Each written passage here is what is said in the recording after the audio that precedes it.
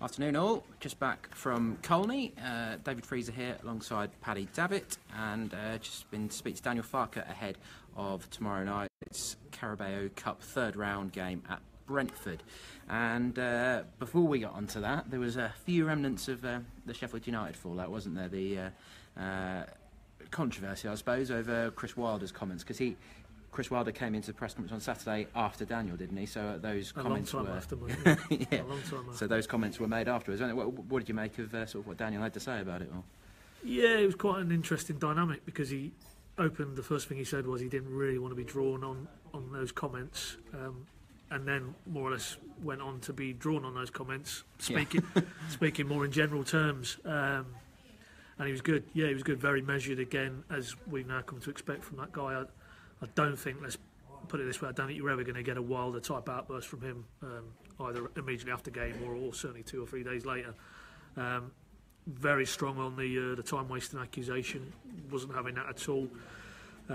Made a very valid point. I felt that time was added on, but time was added on for bottles or objects being thrown in the vicinity of Angus Gunn, which he obviously then, the first one he handed straight to the referee, the second one Tim Closer took off him and threw behind his goal, which was at the end of that massive spy on Cop. So, ultimately, I'm sure that was part of the reason why time was added on. As he said, what team, when they're leading away from home, particularly in that type of environment, he called it emotional. He's going to run to take a throw-in, run to take a corner. It's just naive, really, to assume that any team, and that includes Sheffield United, if they were in the same situation, they wouldn't be, going out of their way to speed up the speed of the game. Ultimately, Wilder himself got sent to the stand. Time would have had to be added on for that, for kicking. It was 6 minutes at the end, wasn't there? So it exactly. Wasn't like there was... He did accept that maybe Maddison, that might have been skirting time wasting. And just to recap on that episode, that was obviously where, in Farke's view, absolute clear penalty when he was wiped out by Jamal Blackman, the Blades keeper. Referee waved play on. Maddison's clearly picked up an injury which forced him to come off, but was able to clearly run to the side of the pitch and hobbled off and was produced a yellow card. Whether that was possibly for him saluting the away fans as well, I think that was probably an unwise course of action in that febrile environment. But you got the sense that if there was going to be any time wasting accusations, the only one you could level was the Maddison one. But even that, as I say today, Farke has made it quite clear he felt there was plenty of mitigation, so totally rejected that. But in terms of getting into a tit for tat with Wilder, wasn't having it. In fact, he went the other way and praised the job the guy had done. Yeah. Said he'd gone to his room. I thought the best line was he'd gone to his office post-match to exchange, that sort of normal pleasantries between managers, and quote, Chris wasn't there, he was probably preparing for his press conference. So yeah. I thought that was a nice backhanded way of maybe getting out what he actually thinks about it, because I'm sure he would not want to be accused of being disrespectful to a fellow manager or a club. Totally, it goes against everything that we seem to feel that this guy is and is about. So, hopefully that's an end to it really now. But I would think Wilder probably, when he woke up Sunday morning, would be regretting that outburst, I think. Yeah, I think he dealt with it pretty diplomatically, really, didn't he? I mean, I know he maybe let a few comments sneak through, but like you say, that pretty much puts that one to bed. To look ahead to tomorrow night then, Brentford, Griffin Park, they haven't won yet in the league, 4 draws from 8 games, but one of those was 1-1 at home against Reading on Saturday, so that's a good result, clearly. And team news-wise, one thing which had escaped me was Grant Hanley is cup-tied because he'd already played for Newcastle, but otherwise there was it looks like there will be a few changes, doesn't it? Yeah, you got the sense, maybe contrasted with the previous rounds of the competition, that he was very keen to keep it as strong as possible and as settled as possible, because they were after that elusive momentum and that rhythm that he talked about. Well, you would think they've harnessed that now with 7 points from 9, 3 clean sheets. And I think we're at the stage now where there will be changes, because he needs to, again, he didn't give too many clues away, but I did put it to him, a tribal, a Tete, 3 hard games for those guys in terms of the areas of the pitch to play and the type of game they've had to play. So I wouldn't be at all surprised if those type of guys were given a little bit of a breather at Brentford Tuesday night. And then conversely, that area of the pitch, Harrison Reed needs a game, you would think.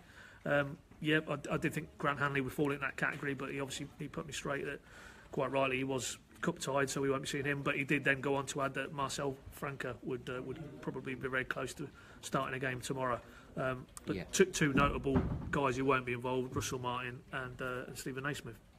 Yeah, Russell Martin got a bit lost in translation, didn't it? Because I'm not sure Daniel was 100% sure, but we think it's to do with his colitis, which has been a long-running issue which he's had before he joined the club, wasn't it? It was part of the reason things started to go wrong for him at Peterborough, and I believe that's why he quite publicly took on the vegan lifestyle. He was trying to look for a healthier natural system, I suppose, so that he avoids these problems that the colitis causes him. So he obviously played for the under-23s yesterday, but he needed some kind of injection, which is now going to rule him out for 3 days. Sorry, Stephen Naismith, he said it was an abductor muscle problem, didn't he?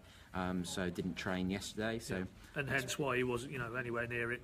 Saturday just gone. He wasn't on the bench at all, wasn't even in the squad, and now we know. Yeah. Other than that, it'll be interesting to see Marcel Franke because things haven't really gone to plan for him. There were some encouraging signs early on in the season, but he needs to step it up in quite a bad way, really, doesn't he? Well, he does, yeah. I mean, not helped, it must be said, by clearly the way that we're going into these games, and my mind goes back to Villa and Millwall. And what they've done subsequently in terms of the shape of the team has changed. There's a bit more experience come back into the mix at that back end of the pitch in terms of Tim Closer, Grant Hanley's come in now. So there's a whole array of factors why he's obviously been pushed out of the picture. Whereas Zimmerman, clearly, in Farke's view at least, had done enough to still be in and around the first team. And to be honest, he's repaid that faith because he's been very good in the last 2 or 3 games, hasn't he? He's got big character as well, hasn't he? Yeah. I mean, there's a little bit of the Marley Watkins scenario there for me with Franke in that he's just found himself the wrong side of the line, and obviously when the team are starting to win games, are starting to look very solid in his area of the pitch, it's very difficult. And Russell Martin fell into the same category. Very difficult to bring these lads back in, but I think Tuesday night, perfect opportunity to get him involved.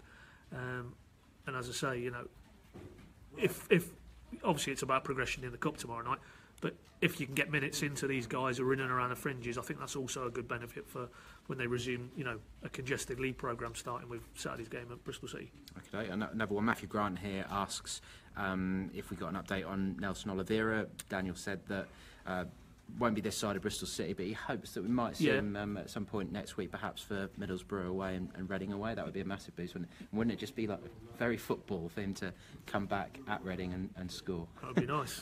after all the transfer. That would be nice. Yeah, just one thing we haven't touched on: Maddison, who obviously we did speak about in that incident. Saturday night, the manager had said he was basically, quote, hopping around on one leg and there was blood from a sort of foot problem, but he's rocked up okay in the intervening time, is available and in contention for tomorrow night. So that's good news. Okay, Ollie Baines says how seriously they're going to be taking the Cup this year. I mean, Daniel has basically stuck to the line that he's from going back to ahead of the first round game against Swindon, that he's going to take it seriously. He likes cup competitions, and I think in this current situation, on the back of 3 clean sheets, he's keen to keep that momentum building, isn't he? He is. He learnt a new phrase today. The bread and butter of the league was more important. Not sure what the German translation of that is, but you understand where he's coming from in that, okay, 2 games upcoming this week now, what's the most important one? I think most people, if you took a straw poll, would say another 3 points at home against Bristol City, just to keep the momentum going. But having said that, you can also continue that momentum if you get a positive result tomorrow night, you get through, particularly if you make a few changes, because then you broaden it out into the whole squad feel invested in it, then the whole squad, then to go back to something Stuart Webber said to me earlier in the summer, that one of the reasons behind trimming down the actual sheer numbers of bodies is that they got to a stage last season where there was just physically too many bodies there who would never had a prospect of getting in and around the 11, and in some cases not even making the bench. And we all know the guys, the ones who are no longer here, fell into that category. What they clearly are trying to build here is a culture where a much thinner squad all feel they've got a chance of playing, in the league, in the cup. And I think tomorrow night there'll be a few get an opportunity who haven't been in and around it, and they need to put a marker down. And if, as I say, if as a team they can come together tomorrow night and progress, and let's look at it. Brentford, 1 win all season, that was in this competition earlier. I think they beat QPR quite well, actually. Yeah, 4-1. 4-1. But from what you were saying earlier, mate, there's a few injuries for them as well. Canos, I don't think we're going to see. So don't think they're in the greatest of shape. No, Lasso Weber, who's sort of their main man, particularly now Jota was sold to Birmingham. I think that seems to have thrown their season out completely, doesn't it? They obviously sold Jota, Maxime Collan and Harley Dean all to Birmingham right at the back end of the transfer window, so how they've dealt with that is obviously going to impact on them. And I was having a look at a few comments from Dean Smith earlier in the local press, and he was saying that they had, as he defined them, B team. He had 3 B team players on the bench, so he's talking about resting players. So this could be a good time for Norwich to go there. But we mentioned Marcel Franke there, but James Husband came off the bench, looked decent on Saturday, sort of dug in at least, could have won a penalty. There was a nice line on Alex Tettey today, wasn't there? Daniel said that he asked Alex whether he needed him to carry him to the bus to protect his knees, but Alex said he's okay, so he seems to be dealing with it. But I think James Kidd said here, I think they will stick with the same team. I think you've got to protect Jerome probably. I think we'll probably see Marley or Josh start up front, won't we? Because I think Jerome's the only option. Yeah, it's coming back to me. I think he also said Wiltshire when I put it to him about Tribal and Tete, and he didn't knock that down. So I think those two possibly would be the ones he's thinking they're going to rest. But then he also went on to reference Wiltshire and Steeperman as well, as in possibly their load needs to be monitored. And I'd find that a bit strange with Wiltshire because he's not really been a frontline starter in recent games. But that might be, in a backhanded way, underlining his value and his importance to, the game on Saturday and then the league games further forward. That Farke now feels he's a really important frontline option, and why risk him tomorrow night. Steeperman, I could see why you might want to dip him out for reasons you've stated there. I think Husband could come in and do a job at Brentford. I think Ivo Pinto's going to have to play, isn't he? But he's supposedly 100% after. Yeah, but then he missed most of the pre-season, so he's playing catch-up still. Yeah, quite. James Husband makes sense at left back. If you can rest Steeperman, then fair enough. Of course, you've got Harrison Reed to come in. He's going to be desperate for a game, really, to show that he can deal with the physical side in the same way that Tete and Tribal have done in recent games. There should be plenty of players there wanting to come into that team and knowing now that they've, keeping 3 clean sheets in successive games. It's the first time that a Norwich team have done that in nearly 5 years. They've laid down a marker there, and those boys have got to come in. If they want to be playing against Bristol City, then they've got to step up to the mark, haven't they? So I think this should fit in nicely with where Norwich want to be, as long as you don't get any more injuries. Yeah. Just a couple more of your comments here. Score predictions. Difficult to make any score predictions. That's from Ross Lemon. It could be anything tomorrow, really, couldn't it? You weren't too far away, were you, Saturday? Michael called 1-0, didn't he? He said 1-0, but then he said 2-1 as well in his usual. It was a joking way. I'll announce 3 fixtures. I said 2-2. But I'd said I wasn't feeling too negative about it. That was when we were down at Carrow Road as the coaches were leaving. But of course, the other thing tomorrow night is if it goes to penalties, it's this new format. Let's hope not. But the new ABBA format. Yeah. So. Which would be interesting to see. I'm sure it might confuse a few people in the crowd, but it's supposed to be a more even way of teams taking it and less advantage for the team going first. Let's not talk up penalties, mate. Let's not. No, let's not talk up penalties. I'm going to go reverse because if I predict Norwich to get beat, they normally have a positive result. So Brentford for the last 16. Brentford 5-0 then. You heard it, yeah. Terry Jones, sorry to disappoint you, Terry. I think he will give Hanley a run out, see how he gets on with Closer. Grant is cup tied for tomorrow because he played for Newcastle in the last round. They lost against Nottingham Forest at home, I think it was. So, we won't see him tomorrow night. Right, I think we can call it a day there, Pad. Me, Michael and Paddy will all be at Griffin Park tomorrow night for all the usual live coverage at PinkUn.com, so make sure you keep up to date with that. Any questions that you've got, the blog is open now if you want to relive the press conference, so get any questions you've got into us, and we'll catch up with you on Facebook Live, hopefully if we get a chance to do one after the game. If not, there's another game on Saturday, so we'll soon be back on press conference duty. Right, thanks Pad, we'll catch up with you all soon. Cheers.